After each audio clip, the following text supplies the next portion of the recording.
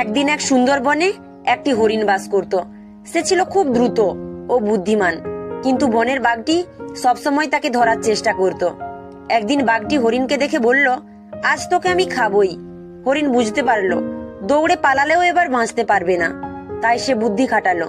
সে বলল, বাঘ মামা, আপনি যদি আমাকে খান তার আগে একটা কথা শুনুন। বাঘ কৌতূহলী হয়ে বলল, বলো কি কথা? হরিণ আকাশের দিকে তাকিয়ে বলল, আপনি কি জানেন এই বনের রাজা আমি হতে পারতাম? বাঘ অবাক হয়ে বলল, তা কিভাবে? হরিণ মিষ্টি হেসে বলল, বনের রাজা তো সবসময় জলেই দেখা পান। আপনি যদি সত্যি রাজা হন তবে আপনার প্রতিচ্ছবিও জলে দেখা যাবে। বাঘ এই কথা শুনে এক নদীর ধারে গেল এবং জলের মধ্যে তাকালো। হরিণ সুযোগ বুঝে দ্রুত পালিয়ে গেল। বাঘ তখন বুঝতে পারল যে হরিণের বুদ্ধির কাছে সে হেরে গেছে। এই গল্প থেকে আমরা এই শিক্ষাই পাই, কঠিন পরিস্থিতিতে শক্তি নয়, বুদ্ধিই সবচেয়ে বড় হাতিয়ার।